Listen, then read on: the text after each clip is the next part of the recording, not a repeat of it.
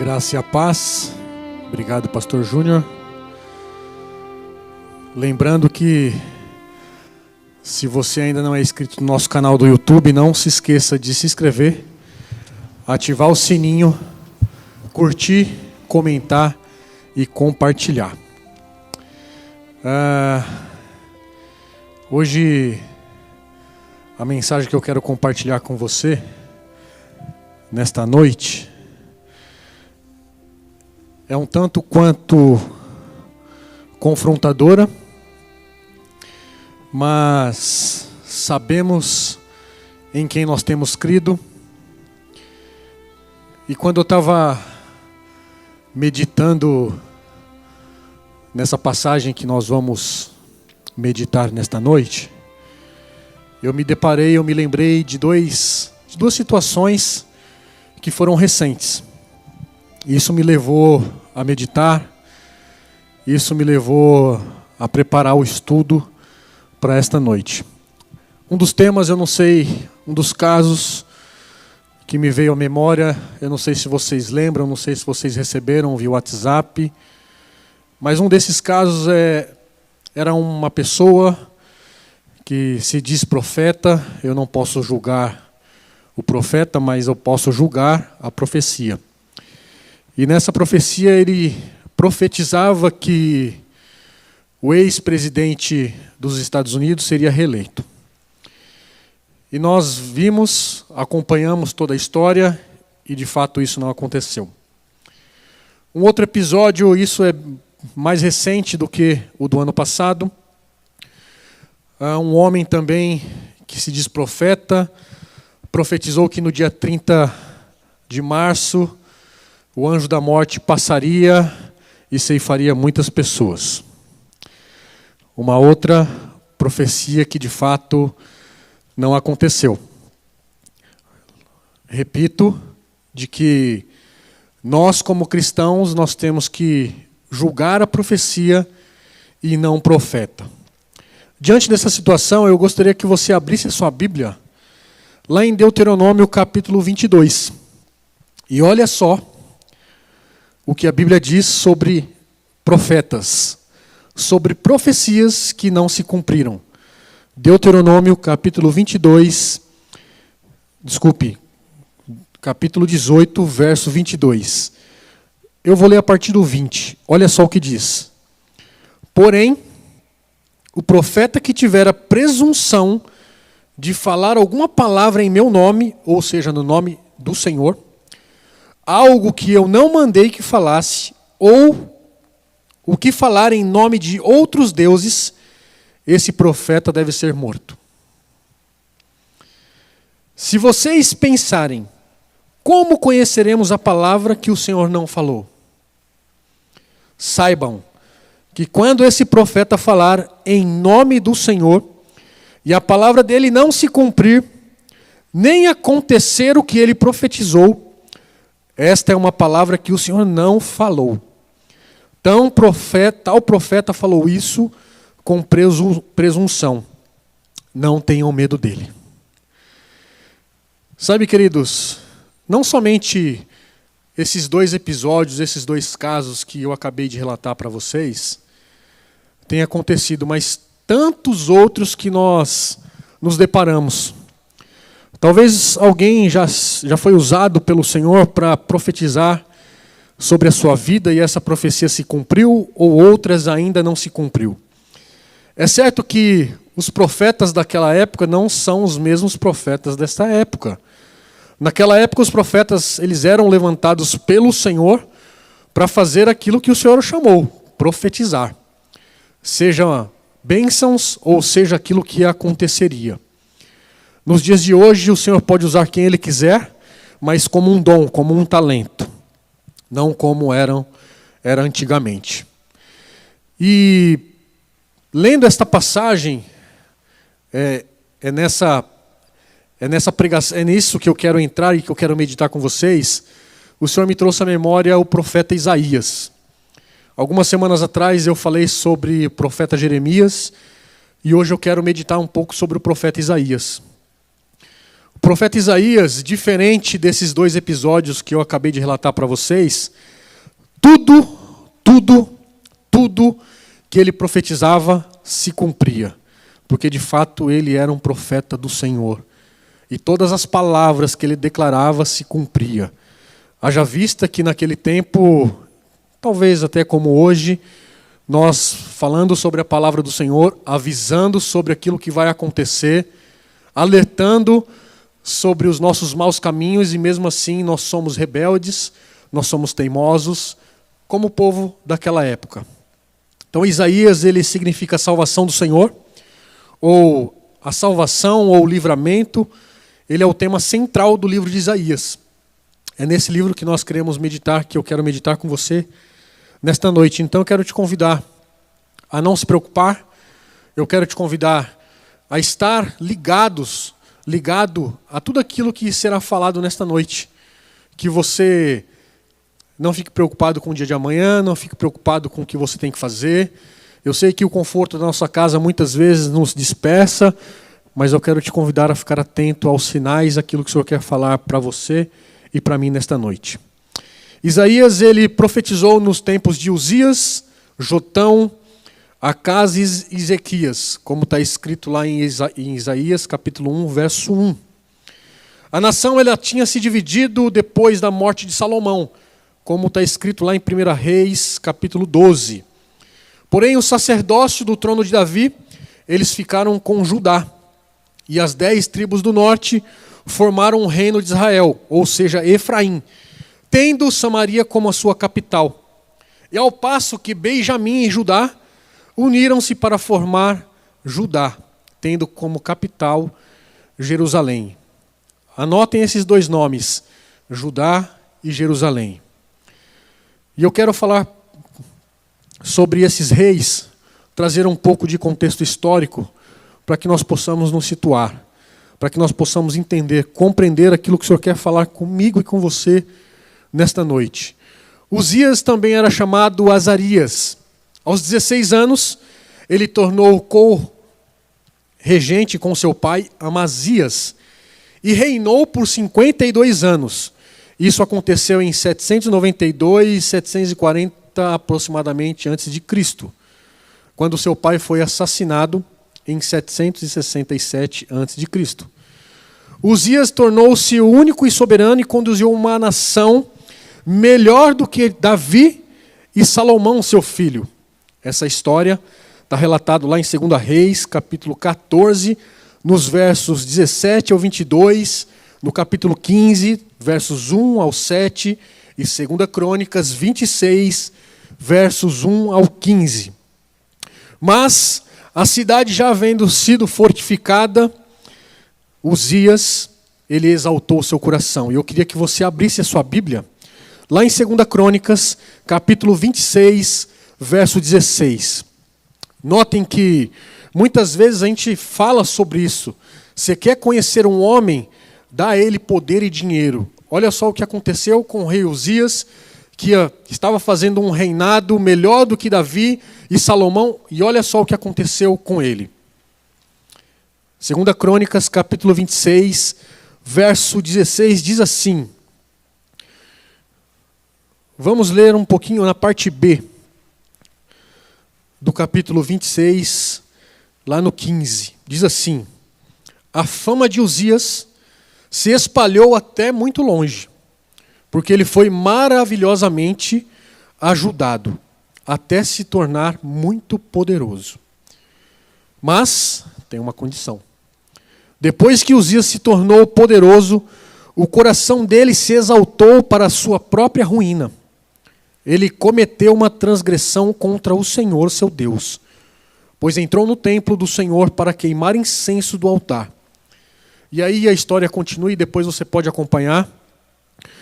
Por esse simples motivo, ele morreu.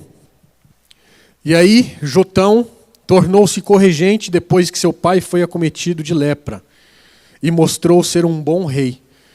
Porém, ele governou 16 anos e durante esse tempo que o Império Assírio começou a surgir com uma nova ameaçadora potência. Todas as vezes que eu e você somos pressionados a nossa tendência é ceder, e não foi diferente com Jotão. Após Jotão, Acaz assumiu, fez alianças políticas que acabaram amarrando Judá com a Síria.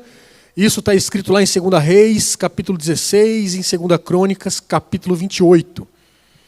Diante disso, o reino de Judá sofria ameaças constantes do Egito, ao sul da Síria, e Israel, ao norte. E Acaz dependia de uma aliança com a Síria para se defender. E aí entra Isaías. Isaías, ele advertiu Acaz para que não fizesse essa aliança, porque não era a vontade de Deus. E isso também está escrito lá em Isaías capítulo 7. E por fim, o último rei, Ezequias, reinou por 29 anos e foi um dos grandes reis de Judá. Essa história está descrita lá em 2 Reis, capítulo 18 e 20, 2 Crônicas 29 até o capítulo 32. Esse rei Ezequias não apenas fortaleceu a cidade de Jerusalém, mas conduziu a nação de Judá, como também libertou o seu povo, ou seja, ele levou o povo a adorar ao Senhor. É aqui que começa a nossa pregação, e eu queria que você abrisse nesse momento lá em Isaías capítulo 1, verso 18 a 20. É aqui que começa a nossa pregação. Tudo isso que eu acabei de dizer é sobre o contexto histórico de Isaías. Isso é muito importante eu e você saber, para que a gente possa entender e compreender aquilo que aconteceu naquela época. E olha só o que o Senhor diz para você nesta noite. O Senhor diz: venham, pois, e vamos discutir a questão. Ou, venham e arrazoemos. Algumas versões dizem assim. Ainda que os pecados de vocês sejam como a escarlate, eles se tornarão brancos como a neve. Ainda que sejam vermelhos como o carmesim, eles se tornarão como a lã. Se estiverem dispostos e me ouvirem, percebam, olha só as condições. Se estiverem dispostos a me ouvirem, vocês comerão o melhor desta terra. Mas, se recusarem e forem rebeldes, vocês serão devorados pela espada, porque a boca do Senhor disse. Ao longo da história, nesse primeiro capítulo de Isaías, a gente vai analisar que o Senhor chama a atenção de Judá e Jerusalém. E eu queria fazer uma pergunta para você nesta noite. Quem era Isaías? Que tipo de homem era este profeta Isaías? Ao lermos, ao depararmos com as suas profecias, nós descobrimos que ele era próximo de Deus. Nós descobrimos que ele tinha intimidade com Deus. Nós descobrimos que, além dele ter intimidade, ele conhecia aquilo que ele estava falando. Muitas vezes eu e você, nós cedemos à situação, cedemos à pressão, cedemos muitas vezes aquilo que está acontecendo à nossa volta e nós perdemos a percepção. Nós não ouvimos mais a palavra do Senhor. Nós apenas querendo, justificar o nosso erro de não orar, de não ler a palavra do Senhor, e assim segue os nossos dias. Nós ficamos distantes do Senhor e o Senhor quer falar conosco nesta noite. Como ele falava com Isaías, como ele falava no seu ouvido e Isaías ouvia. Viu o Filho de Deus e a sua própria glória. Isaías ouviu a mensagem do Senhor e procurou conduzir o seu país para voltar aos pés do Senhor, antes que fosse tarde demais. Isaías era um homem que amava a sua nação. Isaías era um patriota. Isaías, ele tinha um amor verdadeiro pelo seu povo. Isaías, ele tinha um amor verdadeiro por aquilo que ele havia aprendido. Ou seja, ele havia sido escolhido pelo Senhor. Isaías, ele suplicou a Judá que voltasse ao Deus verdadeiro e que eles não fizessem alianças políticas com deuses pagãos, com homens e mulheres que não eram a vontade do Senhor. Ele olhou para a multidão reunida no templo e gritou. Olha só o que ele disse lá em Isaías capítulo 1, 4. Preste atenção. Ai desta nação pecadora, deste povo carregado de iniquidade. são descendências de malfeitores, filhos que praticam o mal, rejeitaram o Senhor, desprezaram o Santo de Israel, ou seja, voltaram para trás. Por que vocês insistem em ser castigado? Por que continuam em rebeldia? Isaías falando para Judá, e eles continuaram na rebeldia. E olha só o que ele diz lá em Isaías 31:1.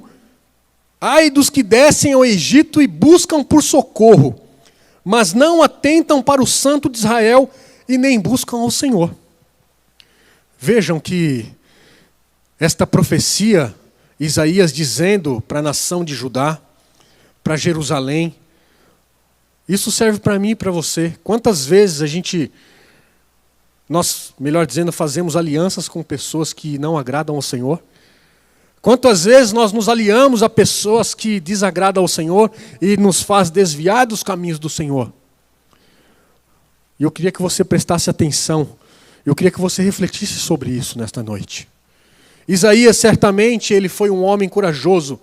Nesta noite o Senhor quer que sejamos homens e mulheres corajosos, que nós não tememos, que nós não venhamos olhar para trás, mas que nós venhamos seguir em frente para o alvo, sem medo de denunciar o pecado. Hoje muitas vezes temos medo de pregar a palavra, temos receio de pregar a palavra do Senhor, com medo daquilo que as pessoas vão pensar de mim e de você.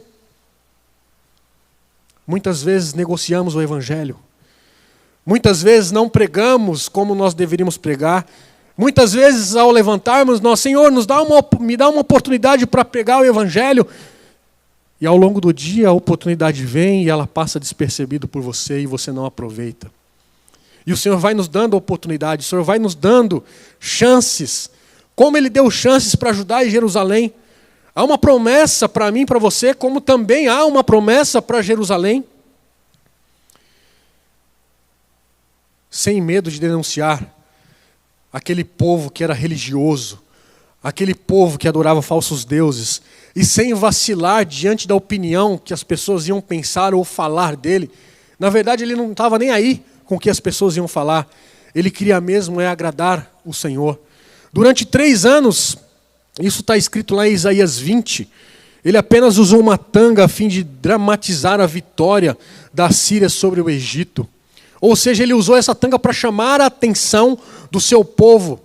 Chamou a atenção do seu povo para dizer que eles estavam enganados, para que eles estavam errados, que eles estavam servindo deuses falsos. E ao fazê-lo isso, ele esperava atrair a atenção do seu povo, que se encontrava cego, surdo, e o perigo que corria naquela cidade.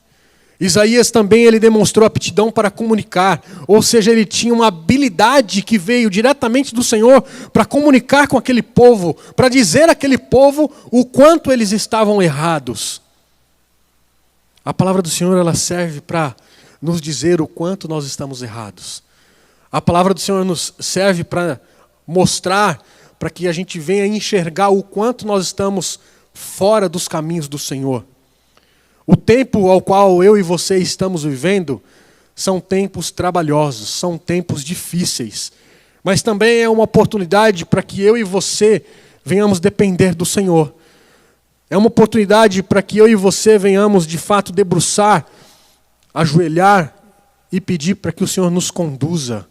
Para que o Senhor de fato venha deixar o nosso coração contrito, para que de fato o Senhor venha amolecer o meu e o seu coração, para que de fato a minha mente e os nossos ouvidos estejam atentos àquilo que o Senhor está querendo dizer para mim e para você. Isaías também procurou despertar a consciência daquele povo que estava cega, surda e acima de tudo, estava cega para as verdades espirituais. Depois você lê lá em Isaías capítulo 6, verso 9 e 10. Isaías chegou a comparar Judá e Jerusalém como um corpo doente, como uma prostituta, como uma vinha brava, uma brecha em um muro alto e uma mulher em trabalho de parto. Olha só quantas coisas que Isaías comparou Judá diante da situação a qual eles estavam passando. E notem, uma coisa interessante que eu e você precisamos saber sobre os profetas é que o ministério deles encontra-se tanto no presente como no futuro.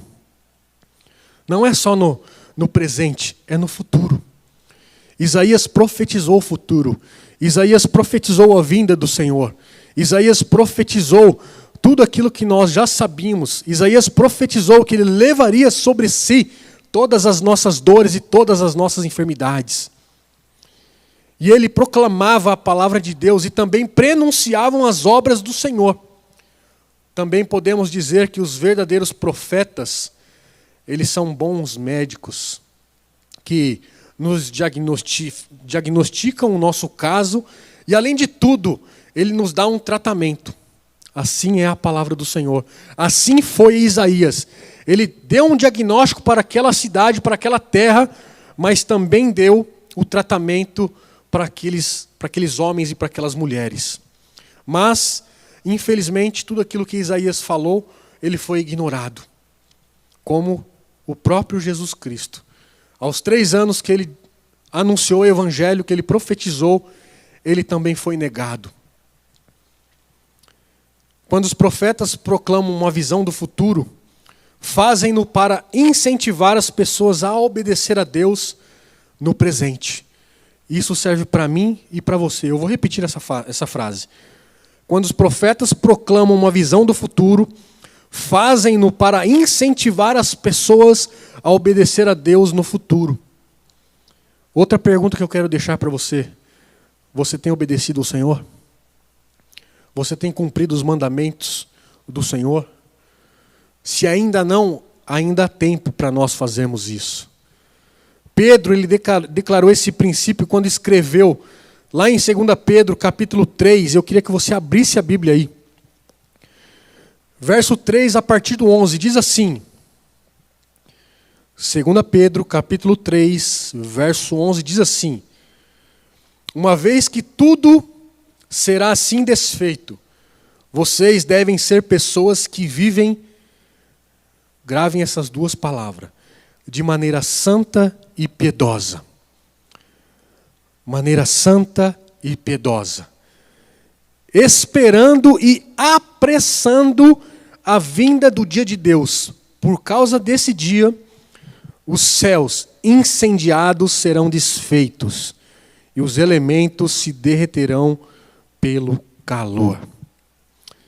Ao contrário de Jeremias e Ezequiel, Isaías, ele não começa o seu livro com um relato sobre o seu chamado. Ele, de fato, ele começa o seu chamado ensinando cuidadosamente, ou dizendo cuidadosamente, qual era a situação de Judá. Quer ver o que está escrito lá no verso 1? Isaías, capítulo 1, verso 1. Olha só o que ele diz, verso 2. Isaías 1, 2. Diz assim. Escutem, ó céus e terra, porque o Senhor é quem fala. Criei filhos e os fiz crescer, mas eles se voltaram contra mim. O boi conhece o seu dono e o jumento o lugar onde lhe dão comida, mas Israel não tem conhecimento e o meu povo não entende. De tanto que Isaías disse, olha só com que ele comparou Israel, aliás, Jerusalém.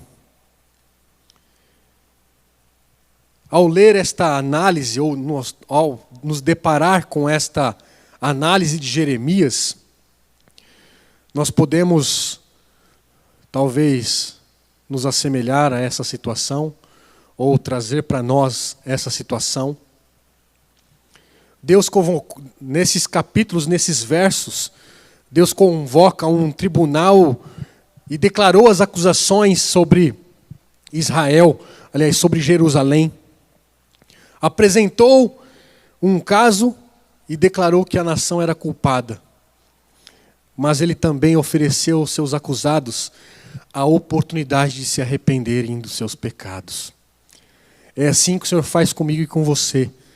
Todos os dias, Ele nos dá uma oportunidade de nós reconhecermos os nossos pecados. E acima de tudo, de nós confessarmos Ele. Esta noite também é uma oportunidade de você confessar os seus pecados. Esta é uma oportunidade que o Senhor nos dá hoje, para que a gente possa confessar, para que a gente possa dizer o quanto nós somos pecadores. O Senhor tem livramento para mim e para você. De que maneira Deus descreveu esse povo pecador? Olha só o que está escrito lá. No verso 2 e 4 de Isaías 1, ele descreveu um povo rebelde, menos dedicado ao Senhor do que os animais e os seus donos, como eu acabei de ler aqui para vocês no verso 2 e 3. No Monte Sinai, Israel havia firmado uma aliança com Yahweh, com Jeová. Isso está escrito lá em Êxodo 19, 20. Mas eles quebraram esse contrato por sua incredulidade e sua religiosidade, ou a sua idolatria. Todas as vezes que fazemos uma aliança com o Senhor e quebramos ela, o Senhor se entristece. Eles não deram o devido valor àquilo que Deus havia feito por eles. E muitas vezes eu e você também não damos o devido valor para aquilo que o Senhor fez por nós. Ele simplesmente morreu por mim e por você naquela cruz. E tampouco as suas bênçãos que a gente recebe todos os dias. Eles haviam abandonado o Senhor, haviam regredido e se tornado corruptos. E assim eram culpados e mereciam o juízo, como eu e você. Nós merecemos a morte. Nós merecíamos a morte. Mas por conta do Senhor Jesus, que morreu na cruz, Ele nos deu vida e vida com abundância. Do ponto de vista humano, a nação ela estava prosperando. Mas no ponto de vista divino, o povo parecia mais com uma vítima infeliz espancada de cabeça aos pés e deixando para morrer. Sabe onde está escrito isso? Lá no verso 5 e 6. Por que vocês insistem em ser castigados? Porque continuam em rebeldia. Toda a cabeça está doente e todo o coração está enfermo. Desde a planta do pé até o alto da cabeça não há nada são, a não ser feridas, contusões e chagas abertas. Umas e outras que não foram limpas, nem atadas, nem tratadas com azeite. Percebam a situação desse povo que se rebelou contra o Senhor. Olha só como Deus se compara a esse povo. As feridas haviam infeccionado o corpo e todo o corpo estava doente. Mas ninguém tomava providência alguma para ajudar. Qual é a providência que eu e você estamos tomando para mudar a situação a qual nós estamos?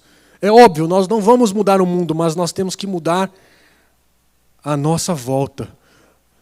Nós temos que começar a fazer alguma coisa. O quê? Primeira coisa, orar, jejuar, buscar a face do Senhor, que está escrito lá em 2 Crônicas 7,14. Se o meu povo se humilhar, nós temos também que nos arrepender, nós temos que nos humilhar. Essa é a minha parte e a sua parte. Deus também vê Judá como um campo de batalha devastado, um deserto que antes havia sido um jardim, como está escrito lá nos versos 7 e 19. Ao usar essa figura, é possível que Isaías estivesse se referindo à invasão de Senaqueribe naquela época. Quando Judá foi devastado pelo exército sírio e somente Jerusalém foi poupada. Há uma promessa para Jerusalém. Havia uma promessa para Jerusalém. E Deus cumpriu cada uma delas. Cada uma delas. Olha só que interessante.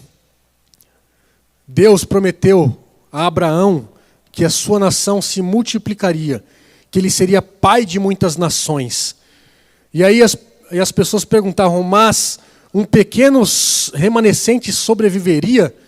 Sim, porque havia uma promessa sobre Abraão, pai de muitas nações. Se você conseguir contar as estrelas do céu e a areia do mar, assim será a sua descendência. Olha só o que está escrito em Romanos, capítulo 9, 27. Abram lá, Romanos 9, 27. Mas Isaías clama a respeito de Israel. Ainda que o número dos filhos de Israel seja como a areia do mar, o remanescente é que será salvo. Porque o Senhor cumprirá a sua palavra sobre a terra de forma plena e em breve. E aí continua lá no verso 19, depois você pode acompanhar.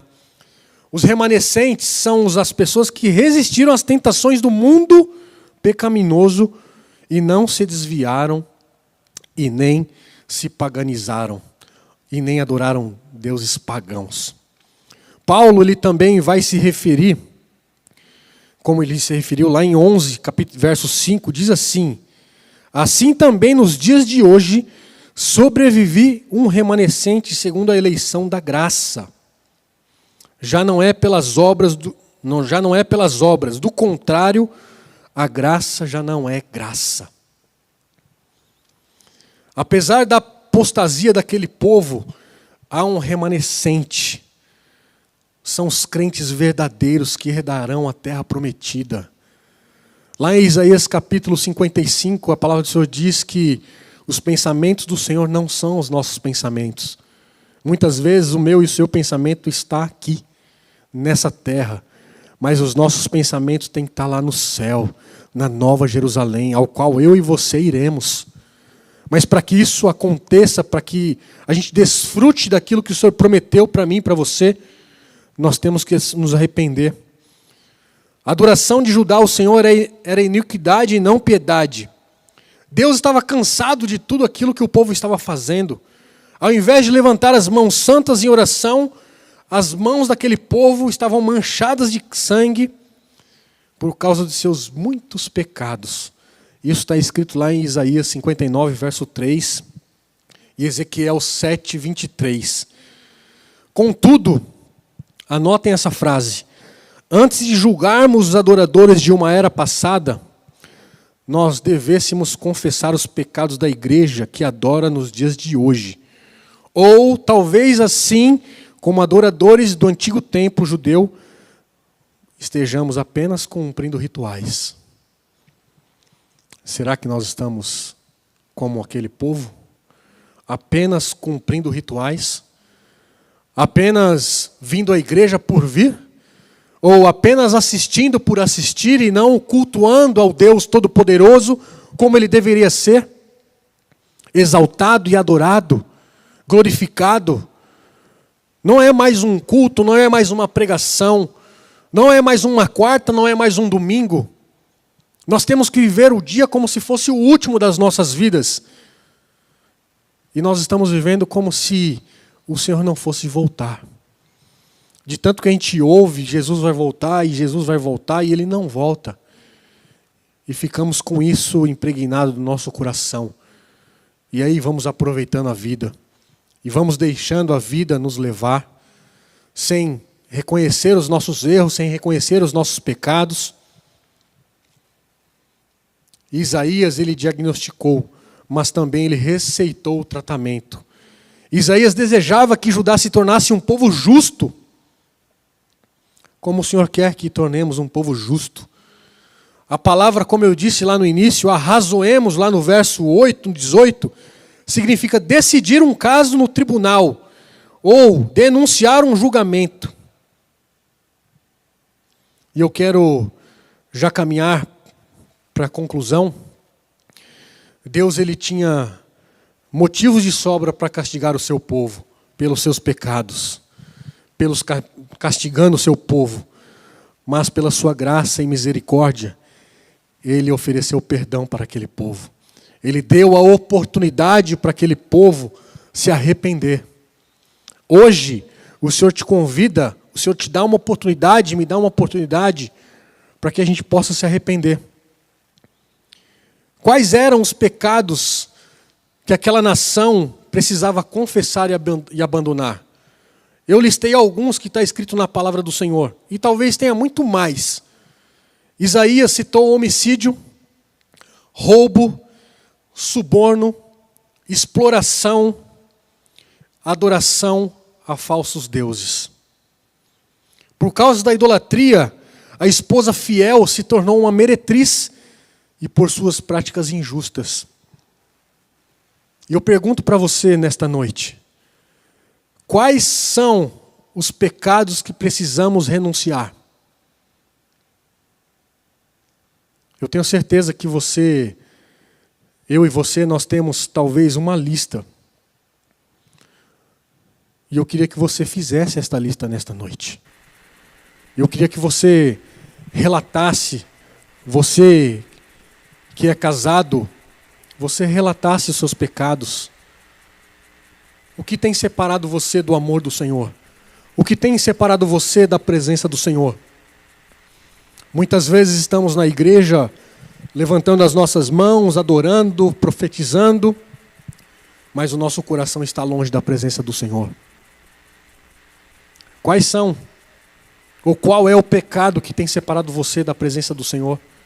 O que você precisa abandonar?